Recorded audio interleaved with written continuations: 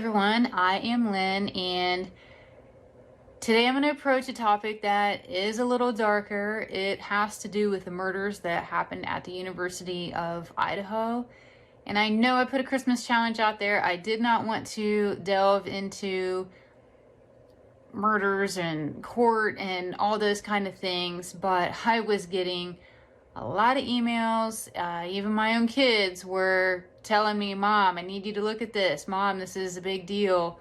And once I did and I looked at it, it just tugged at my heartstrings. So I thought, let's do this, okay? Maybe it will offer help. They'll find someone, they'll get answers, help the family.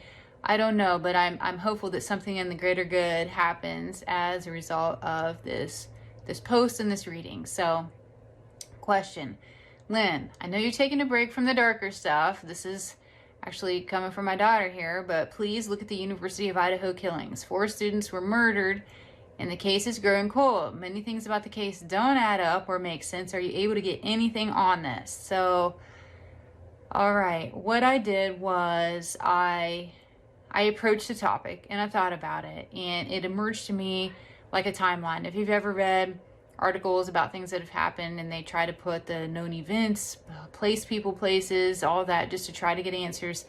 That's how this came through to me. So I created a bulleted list on my blog and basically broke down the sequence of events of what I got that happened that night to maybe someone will know something in one of these areas or recall, seeing odd behaviors. So let me get to the list here. I realized that friends, they went off and they went in 2 different directions. There was 4 people total, and it was 2 groups of 2 girls and then a boy and a girl that went off. And when I focused on this, I seemed to be drawn to the boy and the girl. So I think that somehow whatever happened started with them.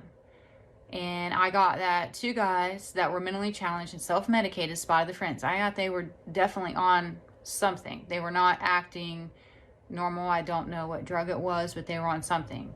And as the boy and the girl, the friends that were out, they drank a little, got a little drunk, they were having fun. These people that were mentally ill were really annoyed by them. I could not be sure if it was because of their looks. Maybe they thought they were good looking, maybe they thought they were privileged, maybe they thought they were just jealous that they were happy. It was just something that it felt jealous. It felt that they were just becoming really annoyed by this boy and this girl that was out. So what the guys do, when they left, they followed them and they just watched them. And they originally, we're going to attack or mug this boy and girl, that were friends, or boyfriend, girlfriend. They were going to mug them, they were going to attack them, they were going to do something like that, but they decided just to follow and watch them because they wanted to see where they lived. It was more just this curiosity deal. Once the boy and the girl got home, these guys, they sat in this brushy, weedy area, and they saw them enter, and they turned on the lights inside the house. So they're sitting in the yard and just watching, but it was kind of like this weedy, brushy area. Now, I don't get that there's woods around the house, but there's some area that was just, maybe the landscaping wasn't kept, or maybe there's like dead bushes or something like that. That's what it felt like, that they were crouched around that and just watching the house.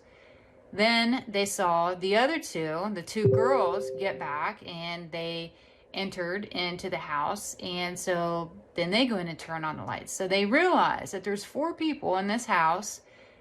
2 went in earlier, 2 came in later. They went in the back door, and they ended up in the middle and the upper floor because you could see the lights from the outside of the house. So they knew exactly where they were. So these guys, they get up and they look around. They realized they couldn't get in the back door because there was a keypad, but they were able to go to a side door, and it was either felt to be unlatched, it was broken, they could jiggle it, something about it. It didn't have its integrity to it, and they ended up being able to walk in on that middle floor. I guess there was 3 floors to the house. They had a walkout basement for the bottom floor. Middle floor, you went through, maybe the back door and a side door. I'm not really sure.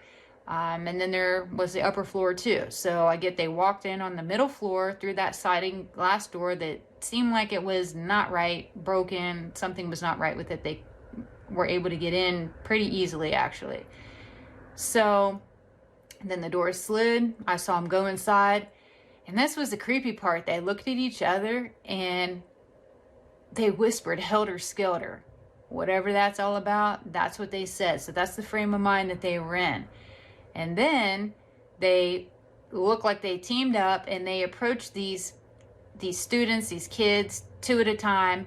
They each took on one. So you got 2 guys, you go in, you see a couple girls, one takes one takes the other. They did it. Then you go in, you see another pair, you each take one, and then it's over. So they did it fairly quickly, fairly quietly, and just did what they were going to do. It was almost like some kind of game to them in their kind of whacked out mind. And then I hear some phrase about they executed the element of surprise almost perfectly. So it was sort of a sick game at this point. And then at the end of the reading, after I saw this timeline emerge of kind of how things played out or what was going on, it was almost like these points came to me. Like, hey, did you think here? Hey, did you look here? Hey, did you consider investigating this area? So here's the points that came through to me. And I'm hoping someone out there may know something or recall seeing some odd behavior.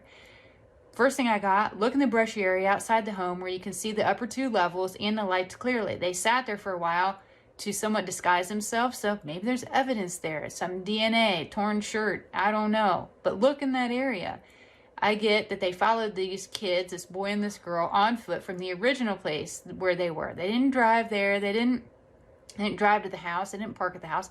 I get they're at the original bar or club or wherever they were. So was a car left there for an extra long period of time? Is there something on a security camera? Did someone see a car parked there longer than what it should have been?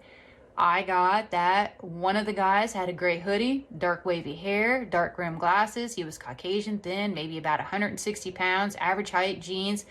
And to be honest, the nicest way I can say it is he looked like he hadn't seen the inside of a shower in a few days. So take that for what it's worth. So you have this kind of character walking around. And I sensed that he was more the ringleader in this whole operation. His partner, the other guy, he looked like he was thin, average height.